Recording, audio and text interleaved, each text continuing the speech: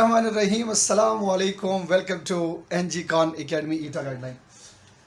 ECG दो चीज़ों के लिए ये वर्ड यूज़ होता है, एक होता है इलेक्ट्रोकार्डियोग्राम और दूसरा है इलेक्ट्रोकार्डियोग्राफी। अगर आपसे पूछा जाए कि ECG is a medical device और ECG is a technique of diagnosing, तो ये दोनों के लिए यूज़ होता है।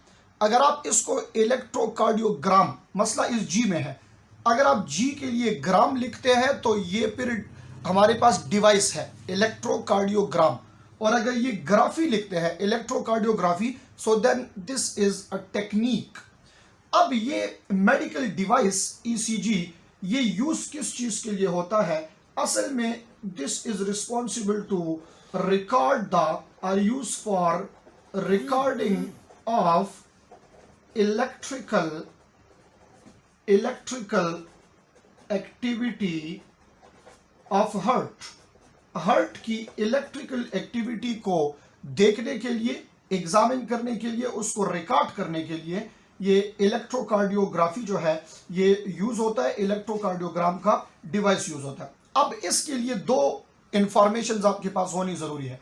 एक तो इसके जो इलेक्ट्रोड्स हैं जिसमें ये करंट फ्लो करेगा, इलेक्ट्रोड्स जो इसके हैं ये लगेंगे कहाँ? स्किन ऑफ चेस्ट कैविटी, मुख्तलिफ पोजीशंस पे चेस्ट कैविटी के स्किन के ऊपर ये इसके इलेक्ट्रोड्स जो हैं ये लगाए जाते हैं। और दूसरी बात इंपॉर्टेंट ये है कि जब भी ये ईसीजी का टेक्निक होगा तो पेशेंट को लेटा के करेंगे, ठीक है? इसका टेक्निक ये जैसे भी होगा ये पेशेंट को लेटा के किया जाता है ताकि रेस्टिंग पोजीशन में हो, क्योंकि आपको पता है कि रेस्टिंग में और एक्सरसाइजिंग में हार्ट रेट जो है वो चेंज होता है।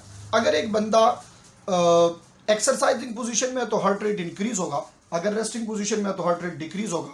तो नॉर्मली जब ईसीजी का जो टेक्निक है ये जब परफॉर्म किया जाता है तो पेशेंट को लेटा के करते हैं, ठीक है? ये चीज़ आपने याद करनी है। अब एमसीक्यूज के लिए इंपॉर्टेंट पॉइंट, ये ईसीजी यूज किस चीज के लिए होती है, कौन कौन सी चीजें आप इस पे मॉनिटर कर सकते हैं, डिटेक्ट कर सकते हैं। तो इसको यूज किया जाता है, नंबर वन, सबसे पहले तो मेजर पॉइंट आप याद कर लें कि this is use to record the electrical activity of heart. Electrical activity of heart जो है इस पे इसको रिकॉर्ड करने के लिए। दूसरा इंपॉर्टेंट पॉइंट, हार्ट रेट जानने के लिए कि इस वक्त हार्ट बीट, इसका रेट हमारे पास क्या है। Number three, this is use for arrhythmia. What is arrhythmia? The contraction and relaxation of heart. ये जो contraction and relaxation of heart होती है इसको देखने के लिए कि कंट्रैक्शन और रिलैक्सेशन पैटर्न नॉर्मल है या नहीं। This can also use for myocardial infarction, जिसको जनरली हम हार्ट अटैक कहते हैं, हार्ट अटैक देखने के लिए। Another one, this is use for arterial enlargement. Arterial enlargement, अगर आर्टिकल अपने साइज से ज्यादा क्या हो जाए, एक्सपेंड हो जाए। This is also use for ventricular हाइपरट्रोपिस।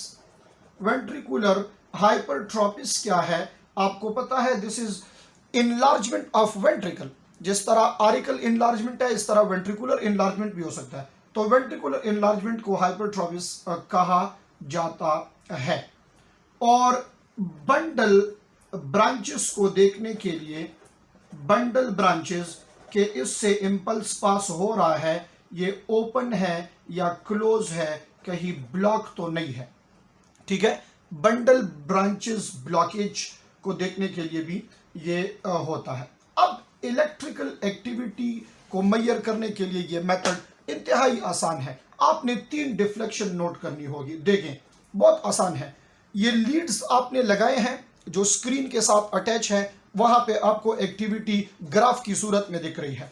तो अगर ये इलेक्ट्रिकल एक्टिविटी, इसके ये सिग्नल, ये इलेक्ट्रिकल इंपल्स, अगर ये सिग्नल जा रहे हैं टूवर्ड द लीड, तो इस पे होगी ग्राफ पे पॉजिटिव डिफ्लेक्शन। क्या होगी? Positive deflection. अगर ये सिग्नल आपके जा रहे हैं अवे फ्रॉम लीड, अगर ये सिग्नल अवे है तो ये नेगेटिव डिफ्लेक्शन होगी। And the last one is dangerous.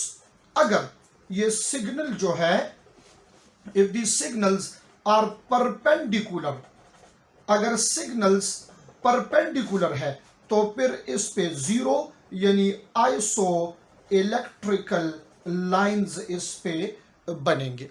ये इंफॉर्मेशन आपके पास होना इंतहाई जरूरी है ईसीजी के लिए। अब कुछ स्पीड ऑफ पेपर है, वोल्टेज की रिक्वायरमेंट है, इन चीजों को भी देखना होता है, फिर आप रीडिंग ऑफ ईसीजी आसानी से कर सकते हैं। अगर आपने रीडिंग करना है तो ये नॉलेज आपके पास होनी चाहिए। इधर गौर से मेरी तरफ देखें। Number first, rate of paper. Rate of paper आपके पास क्या होगा? So this is about 25 millimetre, 25 millimetre पर सेकंड। ग्राफ जो बनेगा ना पेपर के ऊपर, तो 25 मिलीमीटर पर सेकंड होगा। अब इसमें आप देखें तो 1 मिलीमीटर, 1 मिलीमीटर का ग्राफ जो है ये ले लेता है 0.04 सेकंड, ठीक है। और अगर आप 5 मिलीमीटर के लिए देखें तो ये होगा 0.2 सेकंड। अब ये क्या है? 1 मिलीमीटर और 5 मिलीमीटर। याद रखें ये 1 मिलीमीटर इंडिविजुअल ब्लॉक के लिए है। वो आपने ग्राफ पेपर पे ब्लॉक्स देखे होंगे ना, ये इंडिविजुअल ब्लॉक के लिए है। और जो 5 मिलीमीटर है ये दो डार्क लाइनिंग के अंदर, जो वेंट्रिकल लाइंस होते हैं, दो डार्क लाइन के दरमियान में जो ग्राफ है 5 मिलीमीटर। अब इसके लिए वोल्टेज जो रिक्वायर्ड है, वोल्टेज वो कितनी होगी? 1 मिलीमीटर के लिए आपको जो वोल्टेज चाहिए होगी वो होगी 0.1 मिलीवोल्ट, 0.1 मिलीवोल्ट। फिर 5 मिलीमीटर के लिए जो वोल्टेज चाहिए होगी ये होगी 0.5 मिलीवोल्ट। और अगर आप 10 मिलीमीटर ग्राफ देख रहे हैं तो इसके लिए वोल्टेज चाहिए होगी 1.0 मिलीवोल्ट। क्लियर हो गई ये बात? ये नॉलेज आपके पास होना